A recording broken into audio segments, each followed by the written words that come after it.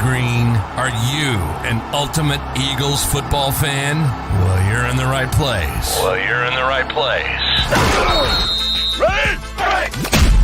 This is Birds 365, hosted by the new Mac and Mac, Jody McDonald and John McMullen. Here we go. Who collectively have covered and talked about more than 50 plus years of Eagles football. Kick off your day with Birds 365. You'll get debate. We love to argue. You'll get the real story from inside the locker room. And you'll hear from some of the great football minds from around the region. You're about to become an Eagles insider. Get in the game. Join Jody Mack and Johnny Mack and join the football community that flocks to Birds 365. Birds 365 starts right now. Welcome to the NFL. Let's go.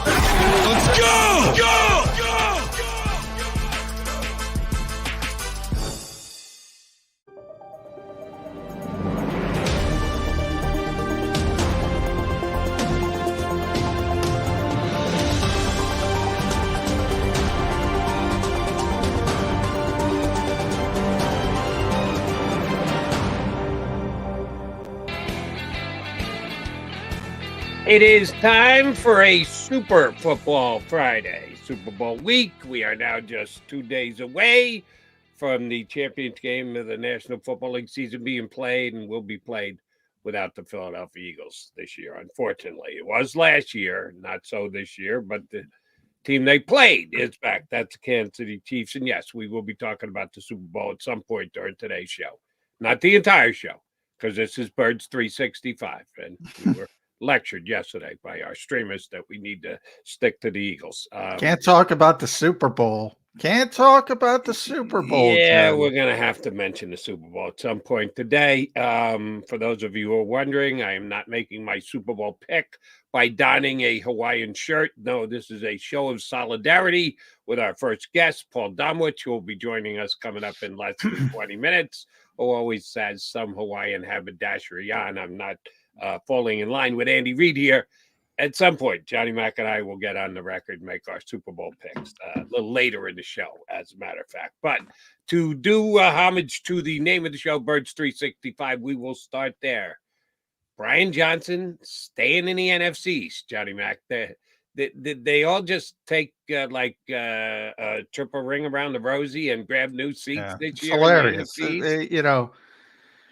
I was talking about that yesterday with Tone. We did a night show, and I'm like, it's so incestuous. They just go from place to place, and it's like, you're terrible here, you're great there, and it's it should wake people up to the idea that it's about personnel more than coaching, but it won't. Yeah, it's going to be interesting because there's a few people who think the Eagles wanted Cliff Kingsbury first as well. So now you have Cliff Kingsbury. They interviewed him first. And I know it isn't always dictated by priority. It's availability. There's a lot of things go into it, but certainly priority is part of it. So I don't think that's unfair to read in the fact that the Eagles interviewed him first. No, and I talked to a couple people when Jeff Mosher, our buddy, was the first to say that he was probably the leader until the second interview. And then he said something that kind of went askew for whatever reason. And that's what happens. That's why you interview people sometimes. So I do think it's fair to say he was the leader in the clubhouse going into the second interviews. Now, I think people have taken that a step further and saying the Eagles wanted Cliff Kingsbury and he kind of turned them down. I don't think that was the case. I think something they heard in the interview was, made them go in a different direction for whatever reason. But they had significant interest in him. He's going to be in Washington. Brian Johnson's going to be in Washington. We know Kellen Moore was in Dallas for many years, and Doug Nussmeier was in Dallas for many years. And now there was talk that Dallas needed, obviously, Dan Quinn. I forgot to mention Dan Quinn, the head coach of Washington, comes from Dallas. The only one that hasn't done this is the New York Giants, but, they have been Eagles 10 to them already with Brandon Brown, the assistant GM, and Mike Kapka's up there. Mike Krause up there. It's amazing. And they interviewed Denard Wilson to be the defensive coordinator. And that's hilarious because Denard went to Tennessee. Who did he replace in Tennessee? Shane Bowen. Where's Shane Bowen? New York as the defensive coordinator. It's just, I was looking it up because I'm going to write about this. The one aspect of the NFL that's more murky than anything else, they say 24.9% of the sea floor is chartered, has been mapped. So we got like 75% to go. In the NFL, you can see everything. You can evaluate, you can see things, but you can't see assistant coaches. You can't see what they do. You can't see whether it's sort of uncharted territory. And this assumption that Bobby King is good and DJ Elliott is bad, and I'm not picking on Bobby King, it's just nonsense. And people talk about it with such conviction and such certainty. And they got better here. You have no idea. And I know you have no idea because I have no idea. And I get to see these guys all the time. It's just so overblown.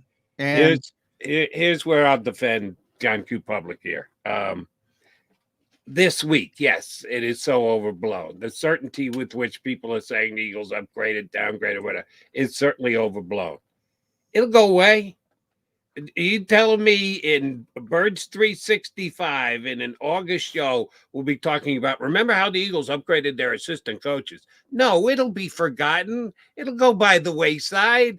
The reason why it's being talked about now and overemphasized a little bit now is because there is no player movement. You can't add any players. You can't subtract any players. All rosters are locked, and there's going to be a game played on Sunday, whether you want to talk about it or not, between the Kansas City Chiefs and San Francisco 49. And that's where the attention is. Nobody's paying attention to Eagle players because you can't do anything about Eagle players. Well, that's not kind of, you're right. You're 100% right. We'll get into personnel far more when it's personnel season. I agree with that part of it. But when we get to the games, it'll be, and again, I was astonished during championship weekend. It'll be, oh, the coach did this, the coach did that, this and that. And it's just, like, why isn't Quez Watkins turned into a great player? Maybe because Quez Watkins isn't a great player. It's probably not Aaron Moorhead's fault, is all I'm saying.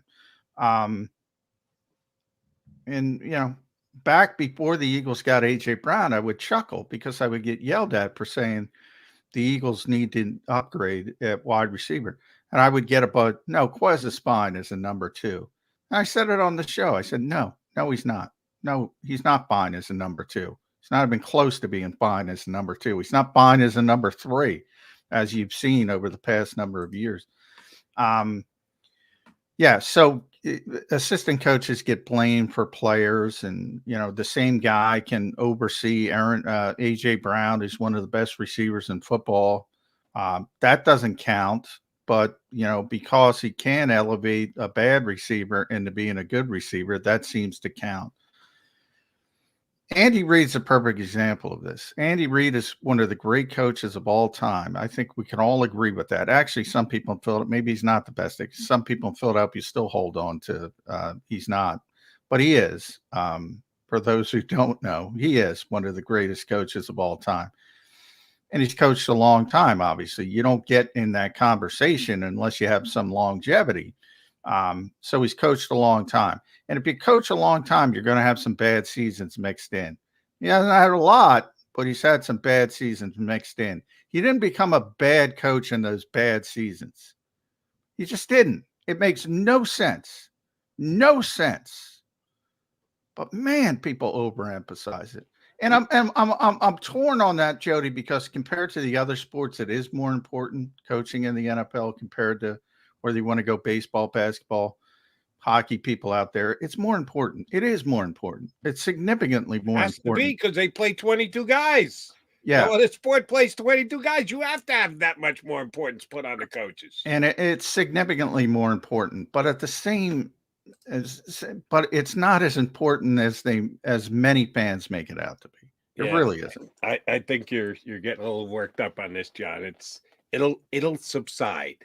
It's absolutely going to subside. It's going to become Howie season real soon, and nobody's going to be talking about. Can't believe they let Brian Johnson go to Washington. Nobody's going to be. Well, saying nobody that. cares about Brian Johnson. That's not the point.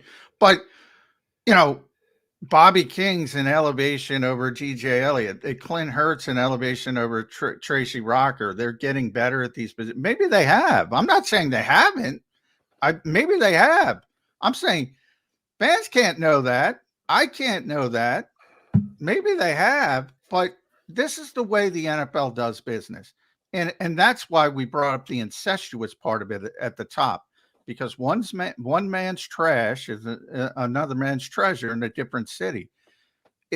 Because of the industry as a whole, the Eagles aren't the only one. But where I criticize the Eagles is they have the luxury of patience that some teams don't have. They use it sometimes with the GM. They don't use it at other times with the coaching staff, because I believe continuity is more important than anything else. Now, that doesn't mean you should just keep with the same coach if he's not doing a good job, but that's for Nick Sirianni to decide behind the scenes, because he's the guy who works with everybody, and he's the guy who can actually make that measurement. Or if you don't believe in him, you move on from the head coach.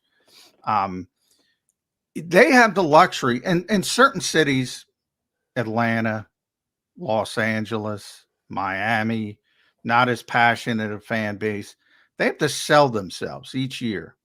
The Eagles act like they have to sell themselves. They don't. They don't. You have the occasional fan who says, "I'm not going to watch it." You don't really believe that. You're just saying they act like it, but you don't think they actually factor that into their thinking. Oh, sure I do. Making coaching changes. Whether I don't know if it's oh yes, 100% I believe that. Really? Yeah. You don't think they just made evaluations on whether the person's good enough to do the job or not? No, absolutely not. Absolutely not. And I'm not saying it's. So you actually believe that some of these assistant coaching hires is going to upgrade their view from the fan base, that they're doing so to sell the team? Not purposefully. Human nature aspect, and that's part of their thinking. They're purposely doing it because they believe they need it's part of their thinking, because that's the way the industry works. You have to assign blame. The Eagles aren't the only one. Everybody does it. Everybody does it. When something is not reached, when expectations are not reached, you have to assign blame. I'm saying that's part of their thinking. That is a big part of their thinking. They have to blame somebody for something. Right. You can't fire the players. We all know that. It's not even just the NFL. It's all sports. But I'm saying there's certain teams in the NFL that can afford to be more patient, and they don't have to be that rash. They don't have to assign blame. They choose to assign blame because it's so ingrained in the culture of the sports world and so ingrained in the culture of the NFL. It might not be purposeful, but it's part of their thinking. Oh, we got to do this because how can we sell this coaching staff again? They don't have to sell it. That's my point. They don't have to sell it. They don't have to assign blame. They choose to assign blame because they think they have to assign blame. Here's where you and I celebrate on this. Assigning blame does not equate to selling. You're making it sound like they assign blame because they have to sell. I don't think they have to sell anything. I think they've got a great fan base. Oh, we agree with that. They don't have to sell anything. If you're saying they're just going along with everyone else in the National Football League because that's how the great majority of National League football does it, yeah, I'll go with you there. And I don't necessarily disagree with that. If you can have continuity, you should have continuity. But if there's any hint of we need to get better at something, I'm not going to keep a guy in place just because, well, he was only here. Well, I got to give him a doing it by rote would be just as bad for continuity's sake, as far as I'm concerned. But you're not doing it. You're not doing it by rote. I brought up Alex Tanney before in the glowing words that Nick Sirianni said about him. Well, you can times that by 50 with Brian Johnson. how much this organization glowed about Brian Johnson since he got here, and all of a sudden, no more. So they're certainly not doing it by rote. They're doing it by reaction. They're doing it because they have to assign blame. You know, AJ Brown spoke about it. Somebody's got to pay. It's the nature of the NFL. Somebody else talked about it out at the Super Bowl. I forget. I'll try to look up who it was. Another player said the same thing. Well, somebody's got to be blamed. That's the way sort of it works, and it is the way that it works. But I'm saying it doesn't have to be the way that works in Philadelphia because they don't have to sell the team, because they don't have to overreact if they want. And you know what proof positive of that is, Jody? Howie Roseman. Nobody gets to stay as long as Howie Roseman. Nobody gets to hire 3 coaches. Nobody. I can't even tell. I still got the receipts of people when I would say Howie's a top 5 GM in this league, and you got to fire Howie. You got to fire Howie. You got to do this. You got to do that. Jeffrey Lurie said, "No, I don't." He did it once, and that's why he regarded it as his greatest mistake. So he's not doing it again. Now, ultimately, he may do it. He's done it once, and he can change his mind. Yeah, Bill Belichick got his walking papers. Exactly. So it can happen to anybody. It can happen to anybody. But they have proven time and time again, you know what? Patience is better in this form. They could have said the same thing about the coaching staff. Now, if they believe so-and-so stinks, to me, it's more of a discussion with Sean Desai. Not saying Sean stinks, but they didn't have him in the building for as long. They didn't rave about him for as long. You can't tell me I went through this with Press Taylor. You tell me, oh, this guy's so bright, and this guy's this, and this guy's that, and all of a sudden turn around and say, "Oh, you're out. You can't do it. You're terrible." Well, you can do it because the Eagles do it all the time. It just doesn't make sense from my perspective. So sorry, I got up on a tangent. I'm not saying they do it purposefully, but that's the way of the industry. And their assumption is we have to blame somebody. We have to blame somebody. And at this time, it was a bunch of coaches, not just Brian Johnson. It was a bunch of coaches. 32 other teams handle it very similarly. The Eagles are not standing out like other teams. Oh, my God, they fire all their coaches. They have to make them. Everybody does it. Everybody in the league does it. And because of Howie Roseman, I would say Eagles are one of the teams that actually are on the stronger side of giving guys breaks and being a little bit more patient because Howie counts in that vein. And yeah, he doesn't have to sweat his job a little bit. You think Brian Johnson should be here? I think Brian Johnson should be gone. We'll find out if he helps the Washington offense at all. I'm not scared of that a little bit. The combination of Cliff Kingsbury and Brian Johnson. Now they're going to get a new quarterback. Maybe that's something we'll ask Tom who he thinks is going to go number 2 in the draft. And it'll take some time. Oh, by the way, both of those guys are going to get at least 2 years. Neither one of those guys get fired after 1 year working with a rookie quarterback. So, guys, you know what your shelf life is? Minimum 2 years. So you don't have to do anything outrageous year 1. You know you're getting a second year. But then after that, like John points out, the NFL is a what have you done for me lately business. Oh, so don't think you have 5 years to figure out how to make Drake May a great quarterback. You better be a little quicker than that. And by the way, the one piece of wisdom I got from Chip Kelly, I'm joking. Chip brought a lot of good things to the NFL. I don't think he gets enough credit, but he had some significant flaws. But the one thing he said, and I said it on the show, that always resonated with me is, when he would talk his people, don't tell me we're doing this because that's the way it's always been done, or that's the way everybody does it. Think outside the box. And the Eagles have the luxury of doing that. They don't. They're like everybody else. That to me is a disappointment. Yeah, we could argue this 10 more minutes. And we got Domo waiting, so we will not do that. Paul Domowitch contributes on JAKIBSports.com, writes for 33rd Team, and I was going to use a word I shouldn't use. This is a family show. Jerk for not telling us who was in the Hall of Fame. He knew last week Eric Allen wasn't in the Hall of Fame, and he didn't tell us because he's a man of his word. He said he wouldn't leak. A man of his word. How dare he? How dare he? Come on, we could have kept it to ourselves. No, Domo does his job, and he does it well, and he'll do it with us next here on Birds 365.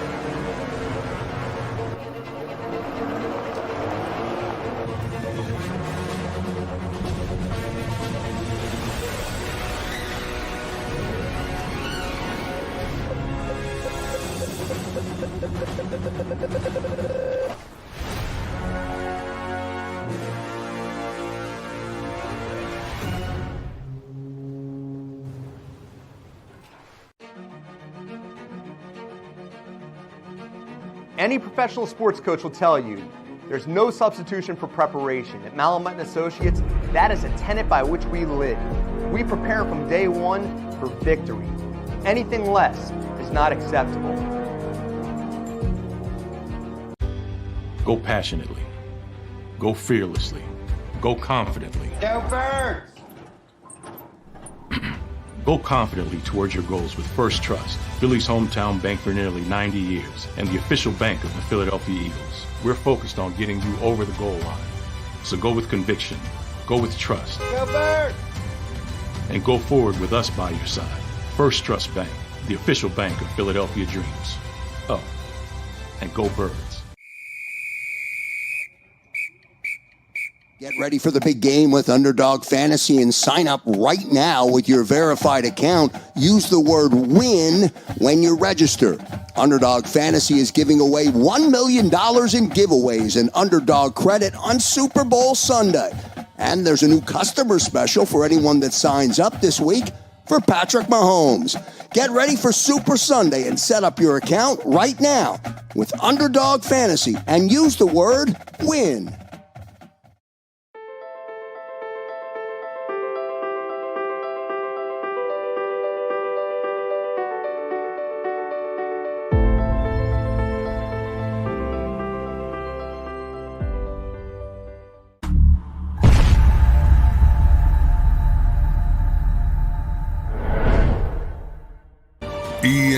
EAGLES, Eagles.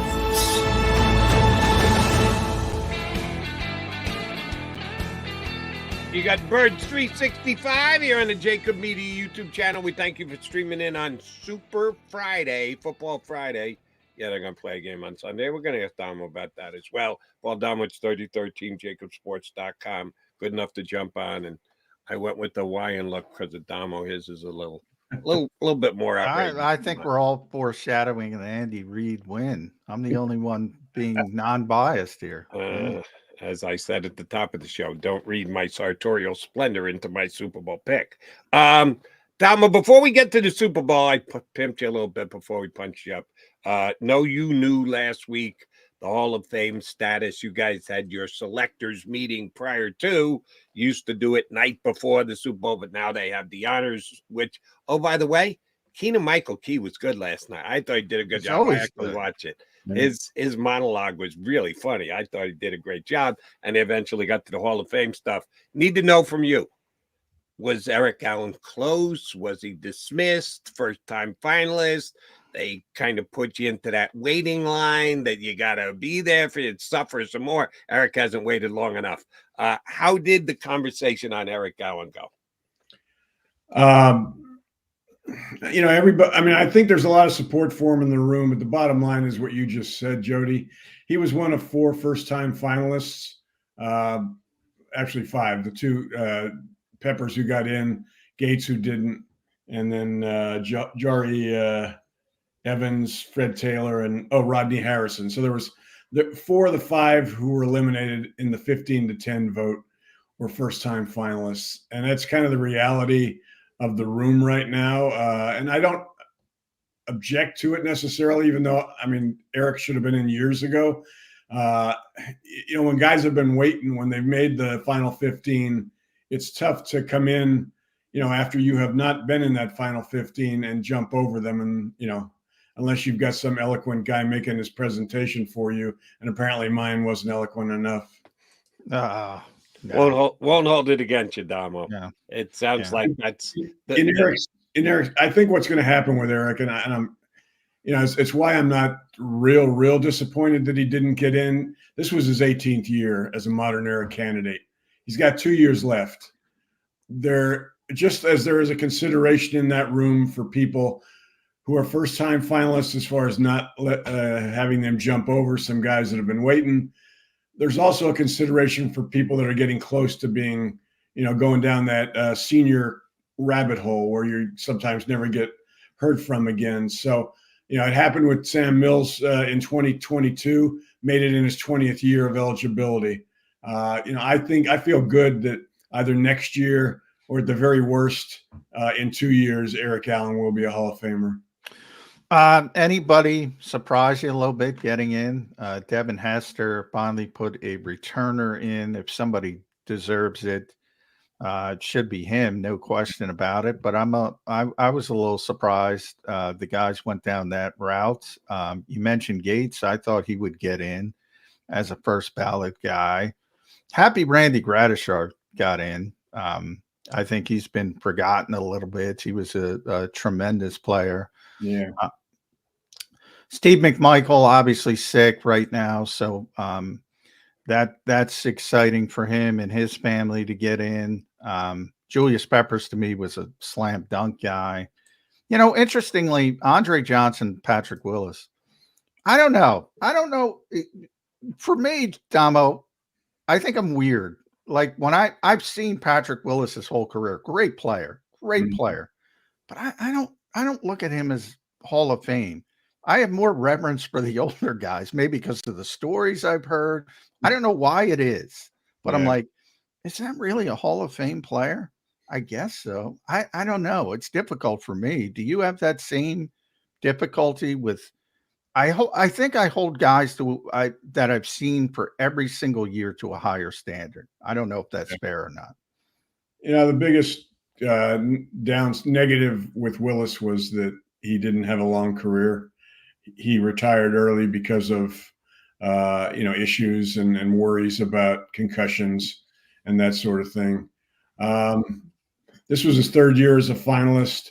It's tough with inside linebackers because they don't have a stat you can grab onto like you can with sack guys. And it was a problem with Sam Mills. It's a problem with every inside linebacker, that's come through, especially since you mentioned guys from the old guys. They were usually about 260 pounds, and there was something imposing about a Butkus and people like that.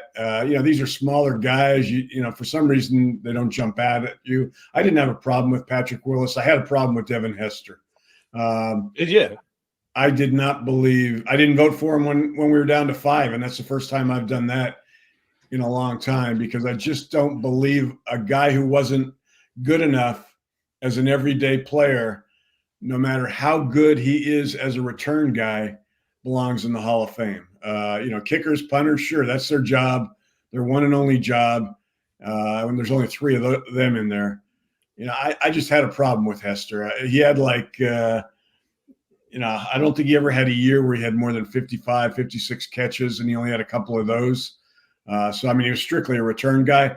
Granted, the best ever, probably. What do you have, like 19 touchdowns? I think he had 14 punt return touchdowns, which is amazing. But I think about impact, and I think about Billy White Shoes Johnson. There's another old guy, and I think about, I don't know how much that resonates with you guys, but I think he was so impactful. Like maybe if there was going to be someone, maybe he should have been first, and then you could have the other guys in. I don't know. that's meaningful to me. Yeah. But I don't think there's any question that Hester is the best returner of all time. But yeah, I'm with you. Does that deserve? That's so specialized. Yeah. But then you get the no more specialized in kickers and punters. Yeah, and if part you of it put is kickers and punters in. How do you not? Returners don't matter. But that's all they can do. And what else can kickers and punters do other than kick and punt? But kickers also decide games. That's not necessarily the case with a return guy. When I look at return guys, I'm looking at if they were a wide receiver and weren't good enough to be an every down player for their team or make a difference as a wide receiver, I just have a hard time voting for them as a return guy, no matter how good they are. And plus now it's like it's been devalued to the point where we're never going to have another returner. They're not. The they more don't even reason that Hester deserves to be in because they've taken it out of the game. But you're voting on what the game was like at that time, and returning was still a key element to the game, and he did it better than anybody ever did it before. I would say I'm the same. There's not a lot of kickers in the Hall of Fame. There's not a lot of punters in the Hall of Fame either. Same thing. They're specialized. There's a reason there's only a few. 2 kickers and 1 punter. Yeah.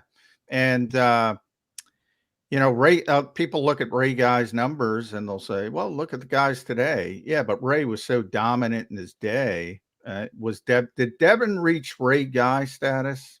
I don't think so. For me. I don't think so. Not for me. Devin or Guy got in as a senior candidate. I mean, it took him a long time. Yeah. Okay. Devin Hester, it didn't. I mean, he's a finalist for 3 years, but I mean, he's a moderate. He still had a lot of eligibility left. I mean, a lot of the people in the room obviously disagreed with me. Let me ask you about that, Domo, the way that you stated it. Ray Guy compared to Devin Hester. Well, Ray Guy had to wait. Well, that was me, not Domo. No, Domo just gave me the placement of when Ray Guy got in. He got the senior committee. Yeah. So do guys do that, do you think, in your own mind? I'm asking you to get inside the heads of all your fellow voters. Compare and contrast guys, and he didn't get in till this way, so I think they're very equal play. So I have to hold out on voting on this guy, and he's going to have to go through the senior club. Do they do that? Do you think they do that in their own minds? And guys, comparing guys positionally would certainly be the most obvious way to do it. And we're talking about the quote unquote return guys, punters, kickers. Does that happen? And if so, do you think along those lines? Well, let me point out first, I am not on this. There's a separate senior committee inside the big committee who selects the 2. Well, it varies from year to year how many senior nominees there are and how many coach/contributor nominees there are, and then we vote on the ones they nominate. Right now, there seems to be among the senior committee an attempt to right wrongs from years ago. You're looking at most of the nominees are guys from way back. I mean, you look at the coach contributor guy that did not make it this year, did not get enough votes, was Buddy Parker. Yeah, Clark Judge is a Judge's favorite guy. Yeah. Now, I love Clark, but I ain't putting Buddy Parker in the Hall of Fame before Mike Holmgren, before Mike Shanahan, before guys who may be more recent, but are certainly more deserving. So that's where we are. Art Powell didn't make it. He was nominated as a guy who they felt has been overlooked for too many years. And I'm talking about the senior committee. I think they're getting, in my opinion, they're getting a little bit too obsessed with righting wrongs from 50 years ago. I mean, there's a reason these guys got passed up at some point in the 60s when, the Hall of Fame's only been around since, I believe, 64. So they let in a ton originally.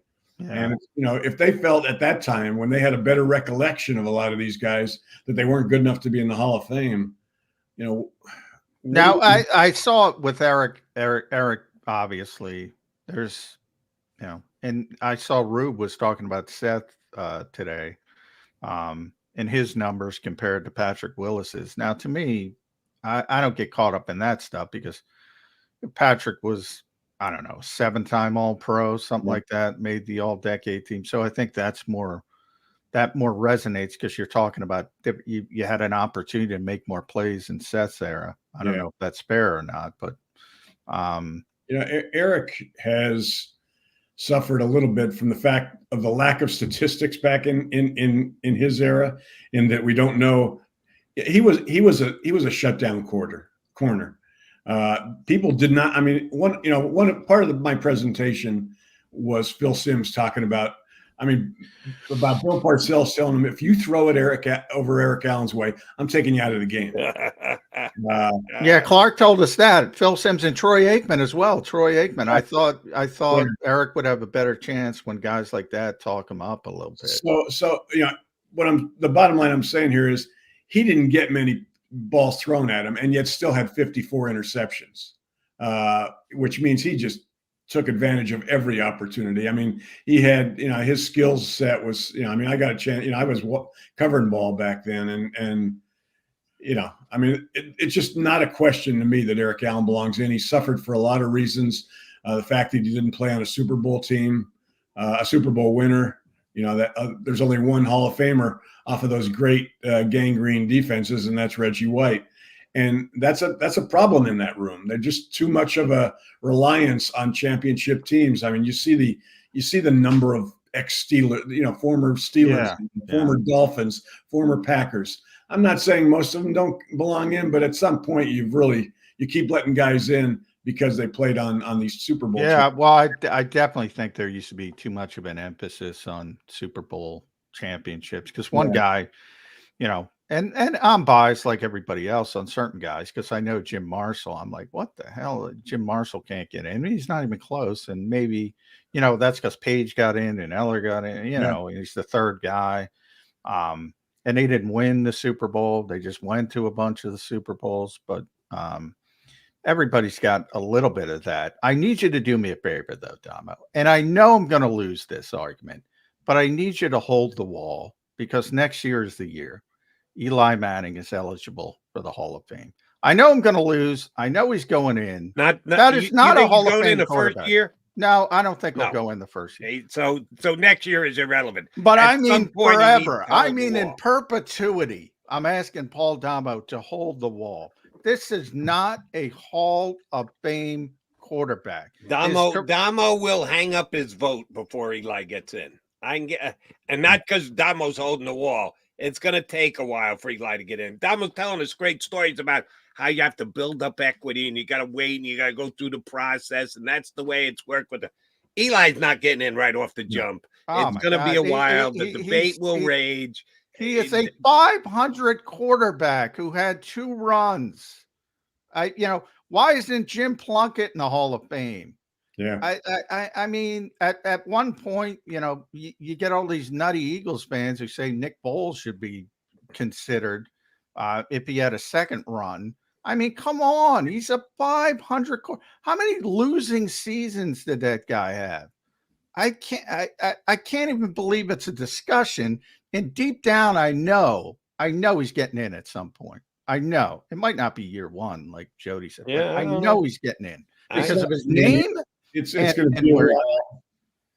And I agree with you, John.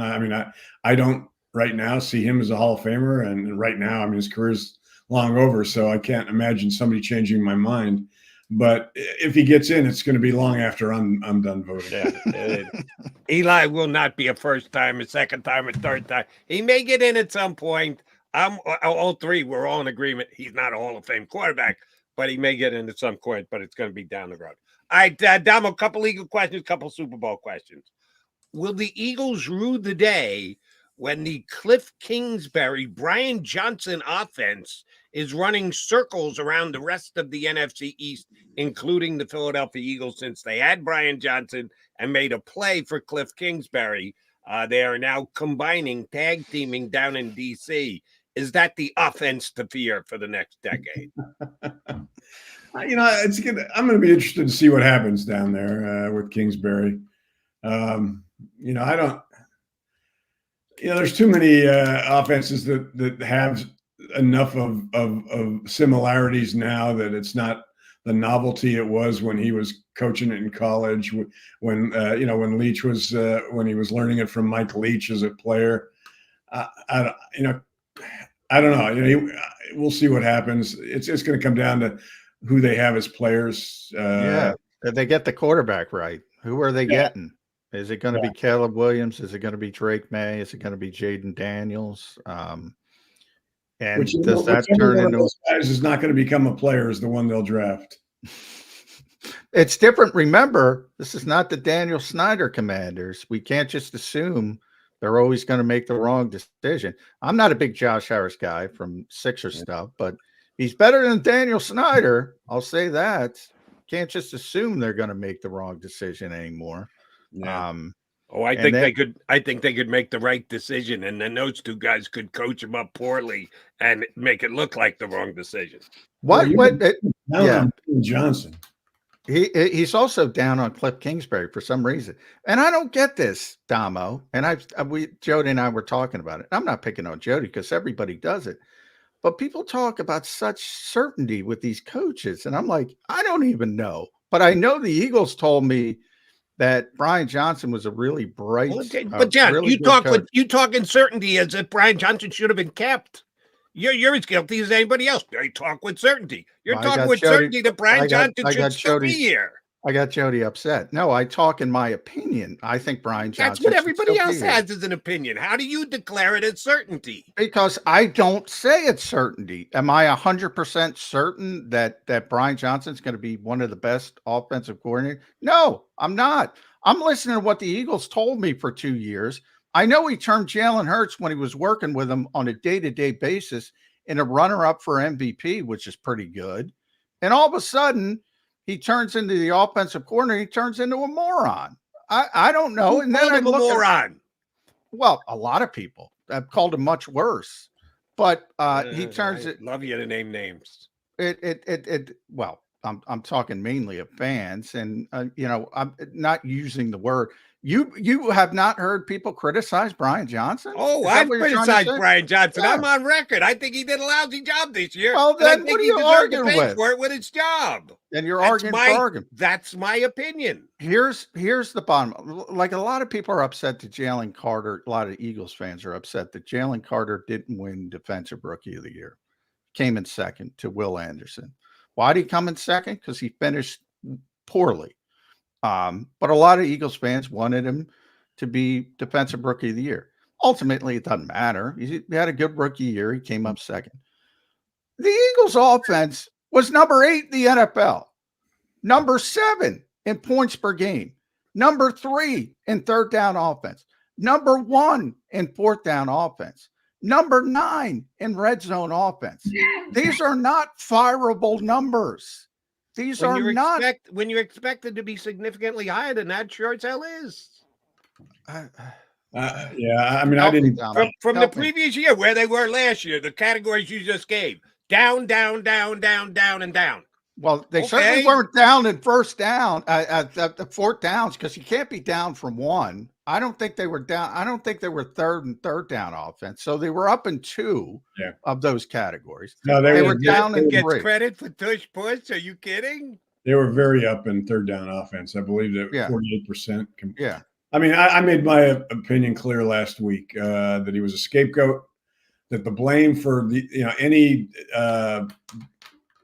problems with the offense this year fall on the head coach who did not make the changes he needed to make during the offseason to adjust for what defenses were going to do to them. By the way, I just thought of this the other day. The Eagles did to Nick Sirianni what Nick Sirianni did to Sean Desai. They did the same thing. They did the same thing. Do we think this is going to work out? They are trying to thread this needle. Yeah. With Nick Sirianni. And we joked about the press conference and the part where he said, "What are you going to do?" Tim McManus, our buddy, asked him, "What do you do basically here?" And he said, "I don't know." He sounded like a retired guy. "I don't know. Maybe I'll sit in a defensive meeting." But Vic will tell him to get the hell out pretty quickly. I don't know. Is it karma? Because that's essentially what Nick Sirianni did to Sean Desai. He said, "You can stick around, but we're going to strip you of all your power." Yeah. I mean, I think they've covered their bets here with the people they've hired as coordinators. They've got Kellen Moore, who's probably one of the up and coming. That definitely is one of the up and coming young offensive minds who could be, as far as head coaching candidates going forward. And then you got Vic Fangio if you wanted to go that route for a year or two. If if you had to make a change, you got a guy that's got head coaching experience, and you could make him the head coach. So I think they're covered there if they want to fire Nick after this season. So let me ask you this, Damo. If you're just taking a step back and looking going forward, and you have the chance to have Brian Johnson be your offensive coordinator with Nick Sirianni going forward into 24, 25, 26, 27, or you can have, with continuity attached, because Brian Johnson was here as an offensive coordinator last year and the 2 years before as quarterback coach, or you can have Kellen Moore, as you just called him, new, bright, offensive guy, change of pace, no continuity whatsoever, but a different outlook. Which would you choose for the Eagles? Well, it's not a choice. You fired the one guy, so no. I'm saying it's a scratch. We take the fact that you took him out. You have the chance to hire either one of them now. Which do you think would project better for the Eagles offense going forward? A Nick Sirianni combination, a Sirianni Brian Johnson combination, or a Sirianni new offensive coordinator combination? If you gave Brian Johnson the freedom that Kellen Moore now has, I'd pick Brian Johnson. Yeah, Damo. Brian Johnson is going to be a head coach in this league within 4 years. I agree. Who do you think will be a head coach first, Brian Johnson or Kellen Moore? Probably Kellen Moore. I'll take any of that action. You want to make a wager? You and I are in, Damo. I'll take any of that action. Kellen Moore gets a head coach job before Brian Johnson. Easy money. I give you 2-1 odds. Well, I mean, right now, sure. I mean, he's got a better team that he's in charge of, a better offense that he's in charge of, and he's got the freedom to do, to run what he wants to run, to add motion, to add play action, to do all the things that Nick had no use for. So there's some concern, and I heard it from a couple different people, Damo, that the Eagles, at least early in the process, were leaning more towards Cliff Kingsbury when they were interviewing guys. And the thought process was he can strengthen what Jaylen does well. And then for whatever reason, they got to the second interviews. Cliff must have said something they didn't like, and they went in a different direction. And they end up with Kellen Moore. And I think Kellen Moore's, as you mentioned, top 10 using motion. He puts the quarterback under center. The Eagles don't do that unless they're tush pushing.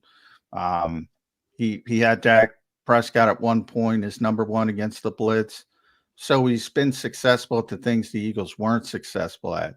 Where are you in the debate of strengthen what he does well versus he's got to evolve and become better at these other aspects of the game? Yeah, I mean, I would have been reluctant to bring Kingsbury in here because, I mean, the pieces are here. All the pieces work.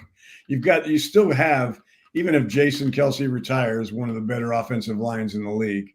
You don't need to do anything radical like the air raid offense. And plus, from what I understand, I mean, Cliff Kingsbury wanted to bring in an entire new offensive staff, including Jeff Stoutland. Well, anybody that wouldn't want to keep Jeff Stoutland. And by the way, that's probably why Kingsbury is not the offensive coordinator here, because he wanted too much autonomy, and it probably had to do with Stoutland. I agree with you. Yeah, which is crazy. That just goes to show how big a dope Cliff Kingsbury is. If you would risk a job because I don't want Jeff Stoutland. Have you been around the National Football League for the last decade, big guy? Good luck in Washington. Exactly. And good luck to Brian Johnson working underneath him. Who do you like? I don't know how much you've looked at draft prospects, but when you talk about Caleb Williams, Drake May, and I'll throw Jaden Daniels because I'm a Jaden Daniels guy. I love Jaden Daniels. Which way you could have any of those prospects to turn into a quarterback, and you're Brian Johnson. Which one do you want? Yeah, to be honest, John, I really haven't looked at him deep enough to give you an honest opinion on that, or at least a knowledgeable opinion on it. No, it's understandable. Yeah, we're very early in the process. We got months before we get there. Not that big a deal. All right, since you and I are clad in Andy Reid type wear. Did you just buy that? No, I've had this for a long time. I got a bunch of these up in the closet. I just don't wear them all that often, only during the site shirts. So don't wear it in February. I did it for you, Domo. Yeah, it's a nice day out, though. I Good day to appreciate break it out. Good day to break it out. Yeah, no, I'll be changing it after the show is over. Andy Reid is not the favorite. Once again, he was an underdog last year. John Q. Public, a.k.a. the betting odds, spit in his eye, and he spit back and won a Super Bowl. Is he going to do the same again this year as a 2-point underdog to the San Francisco 49ers? Yeah, I think he is. I really like Kansas City in this game. I mean, it's going to be close, but they've got a defense now. I don't know if anybody's noticed, but yeah, Steve Spagnuolo has a defense that's going to give Brock Purdy some problems on Sunday, and I think Kansas City's going to pull this one out, maybe by 3, 4, 5 points. I'll tell you, in my world, I don't know. Jody's right, obviously, factually. Kansas City's the underdog. I don't know how, because everybody I know is picking Kansas City. But obviously, there's members of the general public going in a different direction. I'm surprised how many people are picking Kansas City. Like, nobody's picking San Francisco. It's pretty amazing to me. That's a good team. Against Tay-Tay? Come on. Well, that's true, too. The conspiracy, the conspiracy theory. Here are two guys I'll take over Tay-Tay and Mr. Kelsey. Trent Williams, Deebo Samuel. When they play, the 49ers win. That's true. And as of now, both are healthy, maybe not 100%, but 95, no questions, full participant in practice shoot. Deebo can take a shot on the shoulder in the third play of the game, and you're screwed. But then again, Travis Kelce could blow out a knee on the third play of the game. So I don't think he's any that worse off than 95% of the players in the game. Yeah, I'm going against the Chiefs. I'm taking the 49ers. I think that they've got their two key guys on offense to somewhat stifle that Kansas City defense. Because you're right, Domo. People last week I picked them to win outright against the Ravens when the Ravens couldn't lose and they were the best team in football. I said, no, yeah, they can, because people aren't giving Kansas City defense enough credit. This is a tougher offense. The 49er offense is significantly better than the Raven offense. I thought they'd be able to stop the Raven offense. They did. They contained Lamar Jackson. The 49ers offense just has too many ways to beat you. And I think they'll do that against this Chiefs defense as good as it has been this year. I know everybody in Kansas City entrusts Spags. I'm entrusting the weapons that the 49ers Spags have. We trust. Yeah. It's amazing what he's done with that defense. And, I think Eagles fans would like that defense back here, just the way they play versus what we've seen and we'll continue to see. Hopefully Vic ramps it up because he's the guy who runs the scheme. By the way, it's interesting. Vic's 65. The Cowboys are bringing back Mike Zimmer, who was 67. Did they just announce that? No, but I don't think it's official yet, but they're bringing him back. He's going to be the defensive coordinator. Coming back after 2 years out of the game.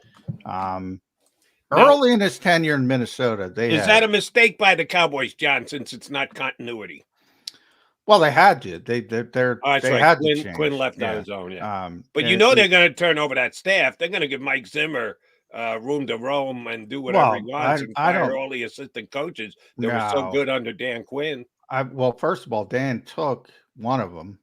Joe Witt is going to be his defensive coordinator, similar to what Jonathan Gannon did with Nick Rallis, and the Eagles lost too. So he's taken one. They blocked Al Harris because Dan Quinn wanted to take him as well. So I think that's an indication they're keeping Al, and they should, because, I mean, look at what he's done with their cornerbacks. But yeah, I was a big Zimmer guy early in his tenure in Minnesota as a defensive guy, not as a head coach. He had like 3 top 5 defenses in a row, and then people start to catch up. Now that he's gone and the league has shifted, if he brings back the A-gap stuff, I think the Cowboys are going to be a problem because people don't play it anymore. That's where we're going to see Micah lining up a lot next year. Yeah. I think they're going to be a problem. I think I think it's going to work for the Cowboys, at least Long short live term. old guys. Long live old guys. Yeah.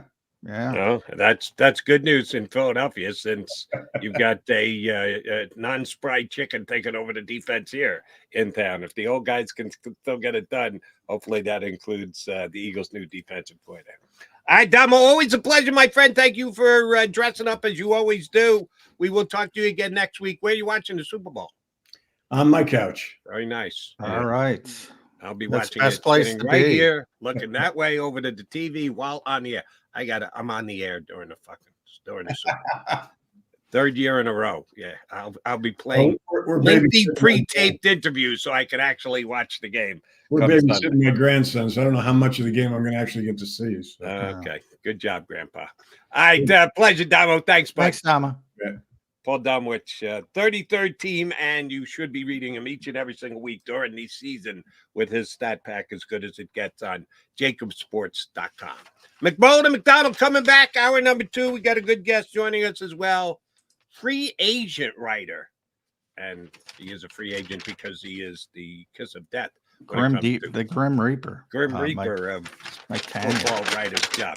Mike Tanya's going to join us coming up in about 10 minutes or so, for 20 minutes or so from now. Hey, Birds fans, here is your chance to save up to 40% on your car insurance right now, and do so from one of JAKIB Sports' great partners. Here's what you need to do. Call managing partner Jim or Fran and tell them you're a friend of JAKIB Sports and Birds 365.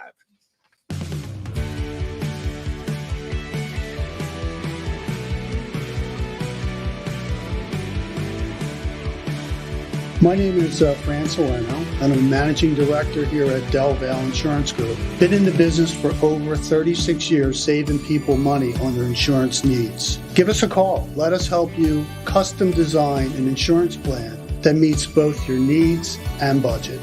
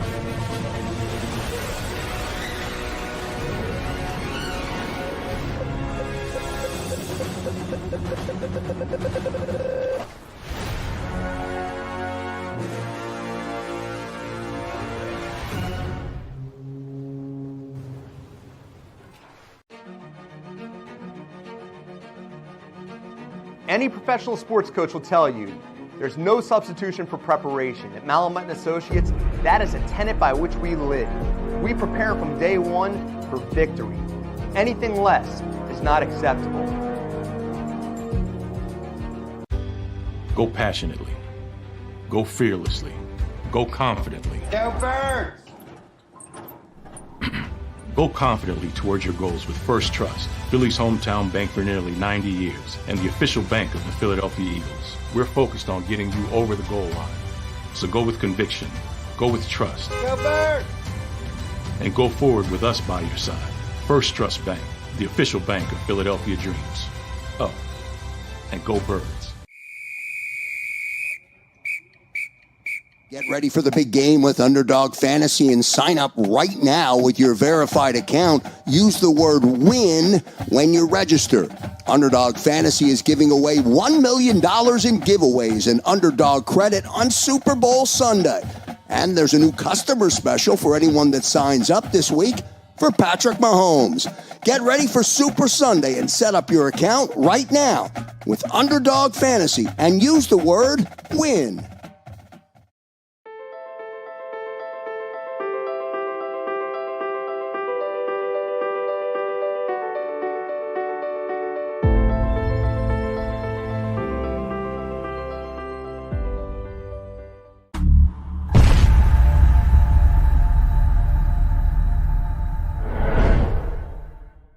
Eli EAGLES, Eagles. Mac here on Birds 365. Yes, it's Super Football Friday because we got the Super Bowl coming up on Sunday. I'm on record. I'm picking the 49ers. Hey, you gave it up early, Jody. I did because you could tell that Damo was going to pick Kansas City, so I wanted to balance that out a little bit. I'll give you I'm going to give you the official final score, which I bet yesterday. The odds of the final score that I'm predicting for the game are 500 to 1. I put $2 down on the official final score, and I'm going to win. Are you going scoregami on me? I don't know if I'm pretty sure it's been scored in the NFL before. I can almost guarantee I don't know off the top of my head, but I bet 500 to 1. It's never happened in a Super Bowl before. So I give you my official score later in the game. But before they got to the Super Bowl, they had the awards night last night. Pretty good production. I watched it on NFL. I didn't watch the last, couple minutes of it. So I put it on tape. I'm going to go back and catch what I missed. But I did see the opening monologue of Keenan Michael, and I thought he did an outstanding job. You know what the best line of the Super Bowl was? The pregame, the award show was? He mentioned that Taylor Swift is in Japan performing a concert, and then she's going to try and get back in time for the Super Bowl. Blah blah blah. How many hours and everything? People have this down to the minute as to whether she can or can't get. Yeah, it's a little over the top, but he did mention that she's going to try it, and he said the only one who is further away from the Super Bowl right now than Taylor Swift is the Carolina Panthers. And I went, oh man, that's a shot on goal. Damn, I hope there were no Panther people in the audience. But I thought he did an outstanding job. And one of the first few awards they did was Defensive Player of the Year, Rookie Defensive Player of the Year. And yes, a lot of people in Philadelphia thought that Jaylen Carter was a lock for it. And he probably was after the first half of the season. He was runaway the choice. And oh, by the way, they have a betting market for that. You can bet Defense Rookie of the Year. And at one point, I think I saw Jaylen Carter at 1 to 5. That he would have had to put up $5 to win $1. He was so significantly favored because he was that dominant. He lost. He did not win. He finished second to Will Anderson, the highly drafted defensive end who got more sacks, who played on a team that went to the playoffs and was exciting, finished the season on an uptick, won their playoff game, unlike the Philadelphia Eagles. Yeah, that's part of it, even though the playoffs had nothing to do with it because you got to have your votes in ahead of time. It is purely a regular season award, but the Titans came on to make the playoffs. The Eagles clung to a playoff spot. You know what? Two things out of this for me, and I need your take on it, John. Number one, I think they got it right that he was not the Defensive Rookie of the Year.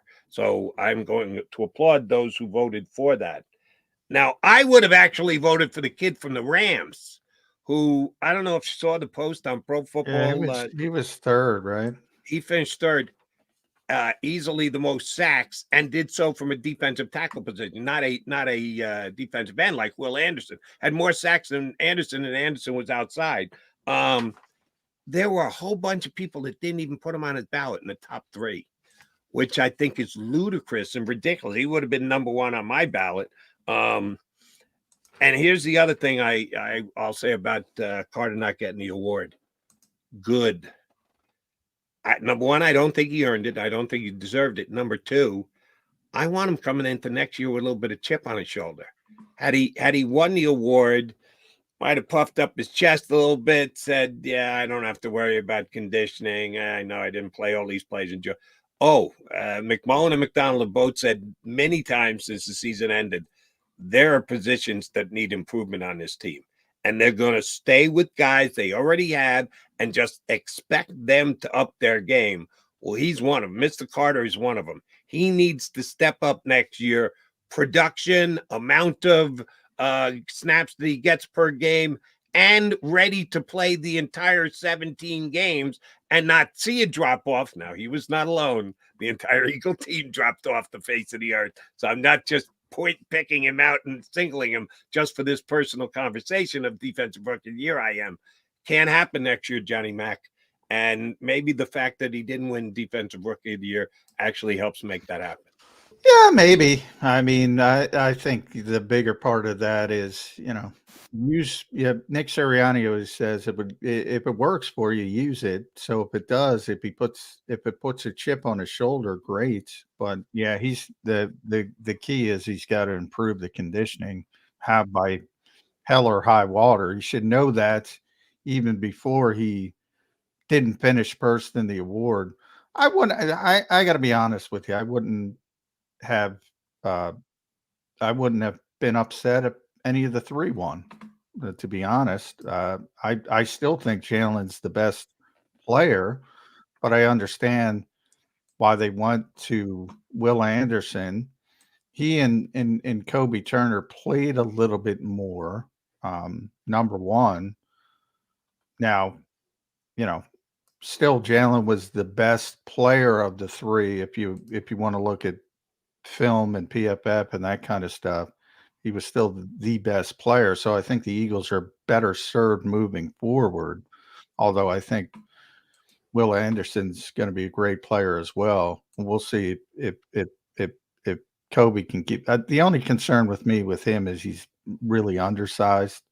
So people might start figuring that out a little bit. You mean like his running mate on the defensive line in Los Los Angeles? I'm not going to compare him to his running mate. I don't think that's fair. But he's undersized. Well, he's undersized. I know he's undersized. He's undersized, John. You can't get around that. Well, yeah, but that's like the Eagles saying Nolan Smith is going to be Hassan Reddick to a lesser degree.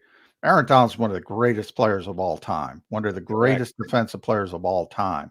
To assume that somebody else, because they have a similar frame, Elijah Cansey is the best example because he's the closest to, from a physical framework and athleticism and things like that. I never compare anybody to the Aaron Donalds of the world, even if they look like them, to a lesser degree, because Hassan's a very good player, but he's not in the Aaron Donald realm either. It doesn't mean because you have somebody a similar size, they're going to turn into Hassan Reddick. Kobe Turner had a good rookie year. If I'm saying who's going to be the best player of the three, I still think it's Jaylen Carter. So I have no problem if I'm the Eagles. I'm one of those guys who doesn't care all that much about awards to begin with. So, but if it motivates him, use it. Nick Sirianni, as says. So I agree with that part of it. Yeah, my only point on the Rams DT who finished third and didn't get votes at all, which was a joke in my estimation. I don't ever overemphasize or overjudge size. That I didn't mean to say I think he's going to be the next Aaron Donald. I said Aaron Donald is a guy who, when he came into the league, some people said, yeah, not a first-round pick. He's just not too undersized. And he became maybe the greatest defensive by the way, history of the game. So I'm not saying he will become the next. I'm just using his name to point out that your size does not dictate how good a player you can be. It sometimes has an effect on it, but it can certainly be overcome, just like Aaron Donald did. Oh, sure, but the odds are it will not be overcome.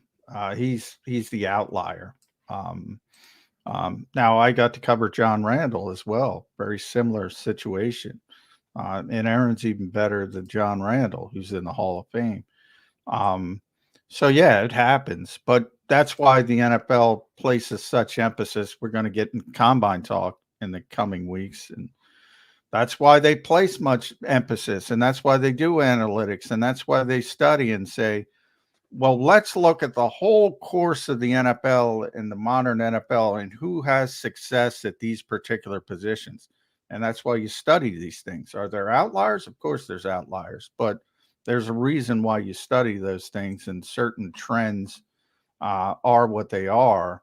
And again, Aaron Donald is different. He's different. But I'm very proud of Aaron Donald because I not only said he was the best player in that draft, I got that one right. But yeah, everybody knew he was going to be a first round pick, but I think he ended up going 11th maybe. And that was because of his size. He should have went number 1 overall. He was that good. He was that dominant. He was that different. I have multiple radio hosts that can confirm that I said he was the best player in that draft. That's one I'm very proud of. And my point is that I judge production and what I see on film, not what the scale tells me when a guy gets on it. That's that to me is. But you're missing the point of, if you watch Kobe Turner, and as great as a rookie season as he had, you don't see Aaron Donald. You do not see Aaron Donald. You're not getting it. I'm not saying he's Aaron Donald. I'm saying Aaron Donald is the point that you can overcome your size. Those who put too much emphasis on size and the prototypic size of a player at a position in the National Football League, if you put too much emphasis on it, you're opening up yourself to a potential big mistake. That's my point. I'm not saying Kobe Turner is going to be Aaron Donald. I'm just saying Aaron Donald proves the point that it's not all about size, that it's all about your measurables, that you stand on a scale and everything. No, that is something you should factor in. Too many people put too much emphasis on that. And my point, you were the one who brought up Aaron, not me. He was 13th, not 11th. He was 13th. You took my bringing up of Aaron as me comparing the current day player to the player. I didn't say that. I said Aaron Donald proves the point that just purely your size, too big, too small, to whatever else, should not be the only determining factor or even the top determining factor. And it wasn't. That's my point. Everybody in the NFL there were 10 teams that fucked up mightily because they didn't listen to John McMullen and take Aaron Donald with 13, the first pick. Why do you think they didn't take him? Still, 13th pick is not bad. Everybody in the NFL. It's bad if someone like John McMullen was smart enough to say he's going to be the best player in the draft, and 12 teams passed on him. Guess what? They screwed up. Well, yes, of course you could play that history. That was a great draft.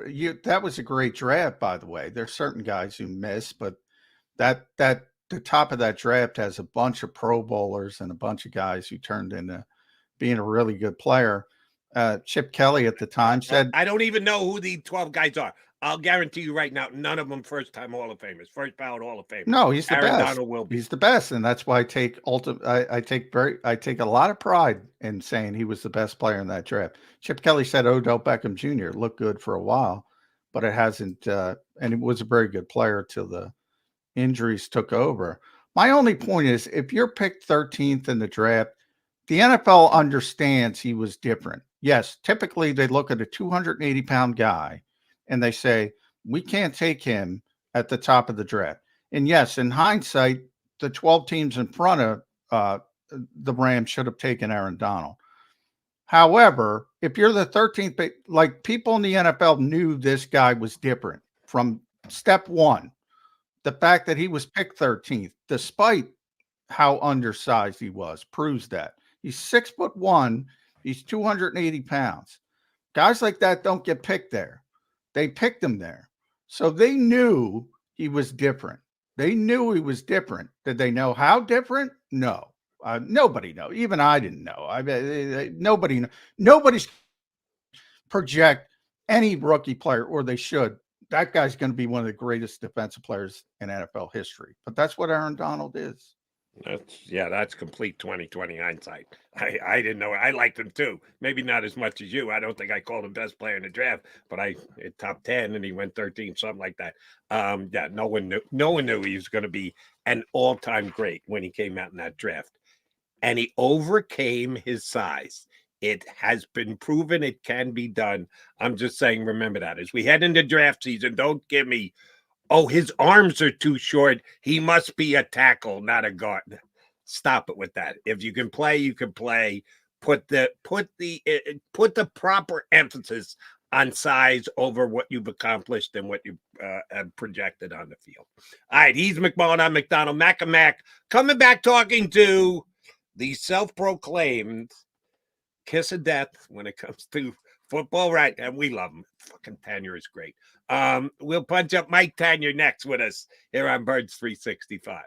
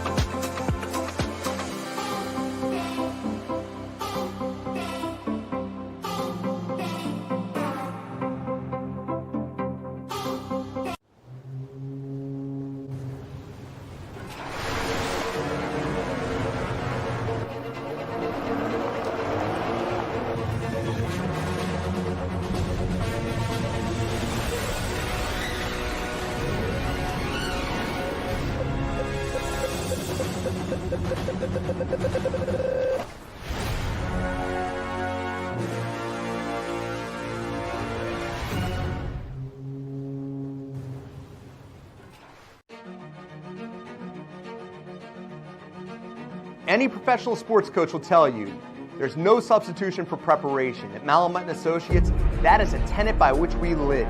We prepare from day one for victory. Anything less is not acceptable. Go passionately. Go fearlessly. Go confidently. Go Birds! Go confidently towards your goals with First Trust, Philly's hometown bank for nearly 90 years, and the official bank of the Philadelphia Eagles. We're focused on getting you over the goal line. So go with conviction, go with trust, Go Birds! and go forward with us by your side. First Trust Bank, the official bank of Philadelphia dreams. Oh, and go Birds. Get ready for the big game with Underdog Fantasy and sign up right now with your verified account. Use the word WIN when you register. Underdog Fantasy is giving away $1 million in giveaways and Underdog credit on Super Bowl Sunday. And there's a new customer special for anyone that signs up this week for Patrick Mahomes. Get ready for Super Sunday and set up your account right now with Underdog Fantasy and use the word WIN.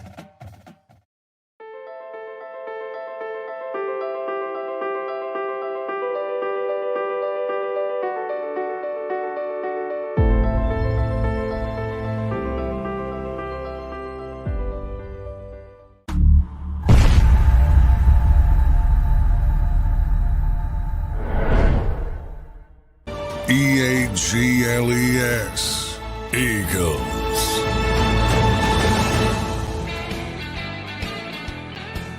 Thanks for streaming in here on Birds 365. McDonald, McMullen, and Mike Tanya, free agent NFL writer, who wrote an outstanding and humorous piece about his year in the National Football League, writing for not one, not two, three different outlets that have unfortunately gone by the wayside. Football Outsiders, the harbinger of bad things. No, he's our guy. He's Mike Tanya, and he's here with us on Birds 365. So you get to sit on the couch and watch the Super Bowl on Sunday? I get to sit on the couch.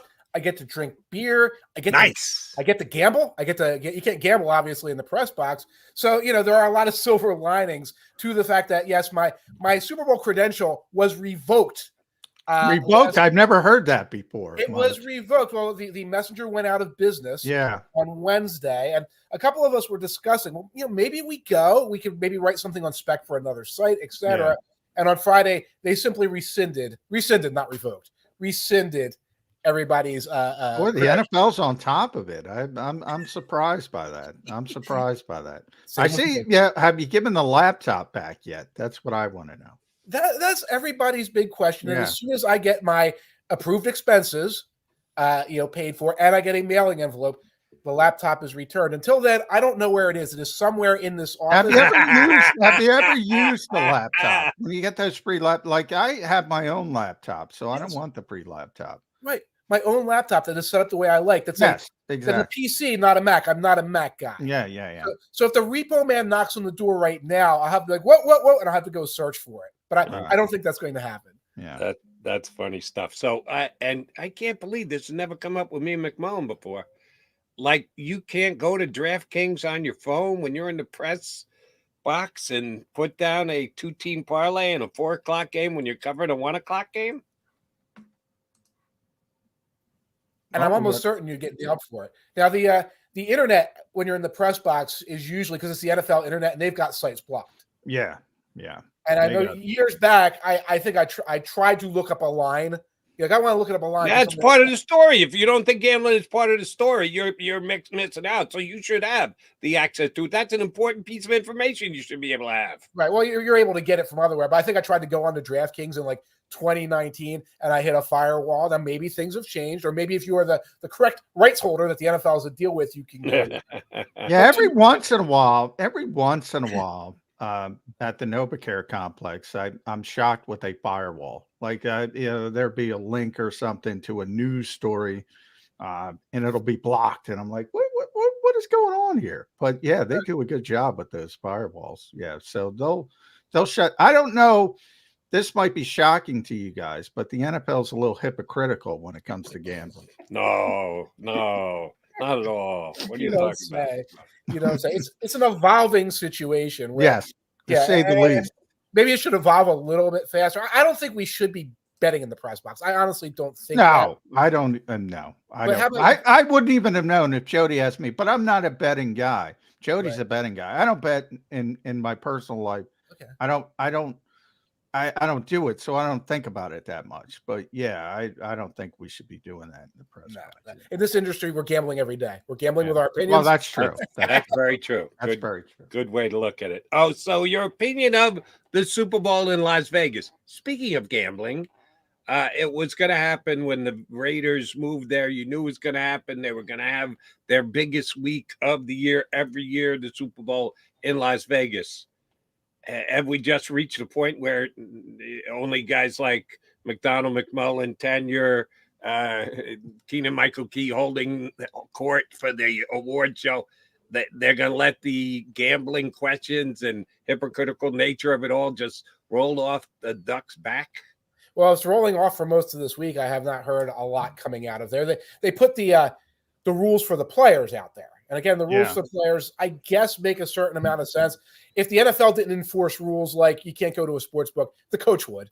You know, the coaches don't want those guys running around Vegas anyway. So, I don't know what difference it makes being in Vegas when we can gamble legally here in Jersey, where there are 2 teams, and you can gamble in Pennsylvania and New York. So I don't know what the difference is. I just hope that the league did change their rules a little bit. Like, they changed the rules for players.